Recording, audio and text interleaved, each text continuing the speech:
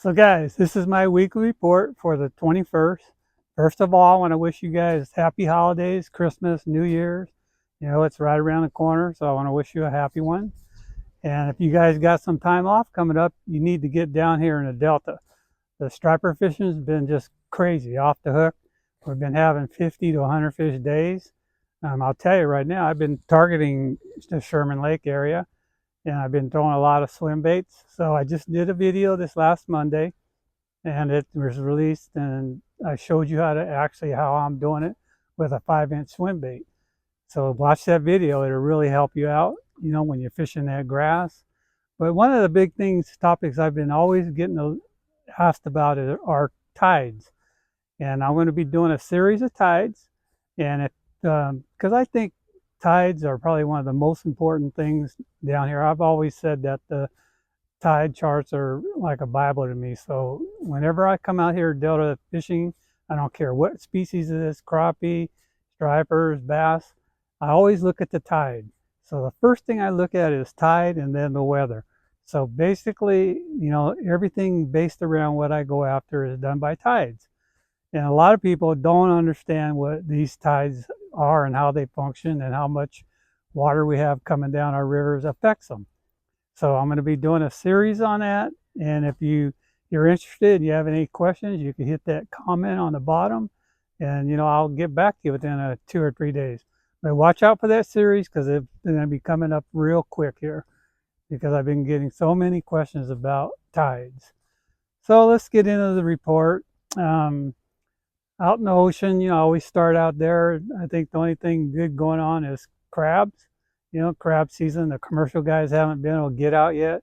So the crabbing's still really good. Bodega Bay, Tamales, San Francisco. And the crabs seem to be getting bigger. They look like, a lot of the ones coming in are pounding in 3/4 to 2 pound crab. So get out there if you want to get your crabs. So it's, that's probably one of the easiest things to go out and get. I just haven't had a chance to get back out there. I got too much things going on. I got a consulting business that I'm doing. So there's a lot of licenses and stuff I have to take care of. But what I'm going to do is I'm going to actually, I want to get guys to learn how to use their electronics.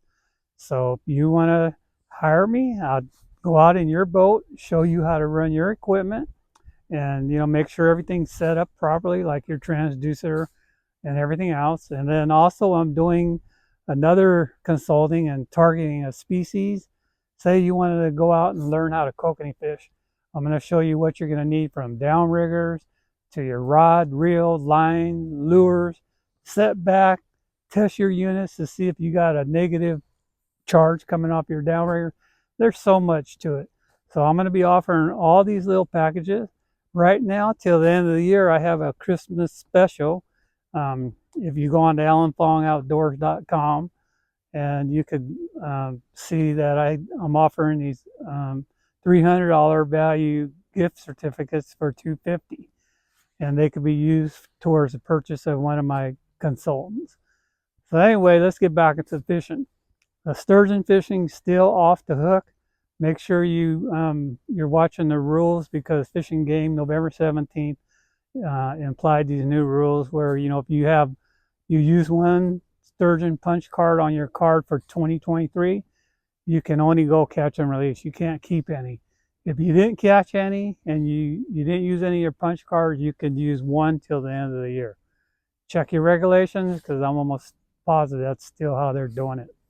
So the sturgeon fishing has been really good. I expect with all this rain, it'll even pick up and get better.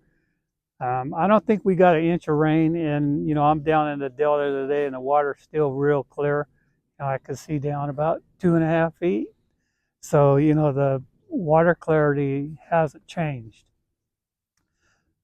Coming in, stripers. So the striper fishing has been kind of crazy off the hook for the last month. Like I said, we've been having 50 to 100 fish days out there by Sherman, Collinsville. I see guys anchored. A lot of guys are jigging, spooning. I did a spooning video a couple weeks ago, and I had so many customers, or your viewers, comment to me that, you know, I've never caught so many fish before. And it's just, if you watch my videos, I show you step by step and make sure that, you know, I can get you on fish. But the striper fishing is just crazy, off the hook.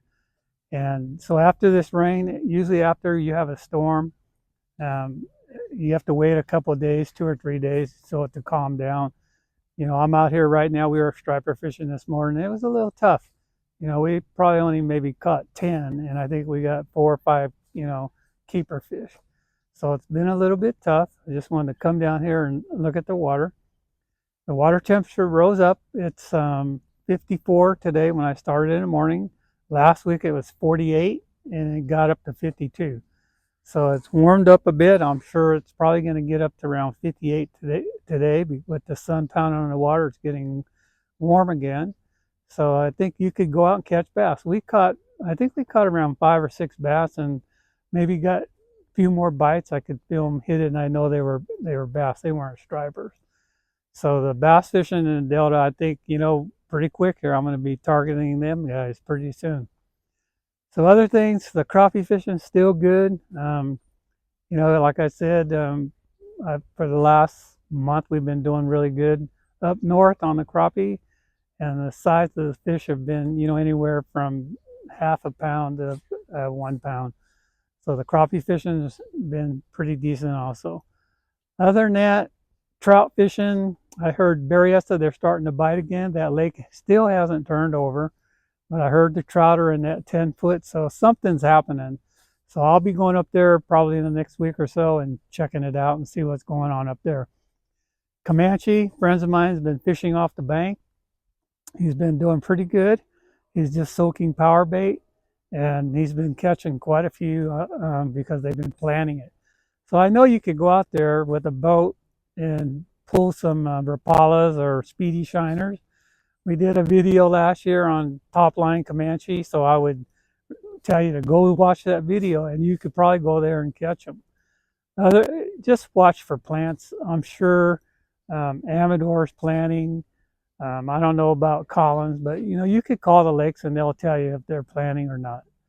But other than that, the landlocked kings, it's been a little bit slow, still waiting for the lakes to turn over.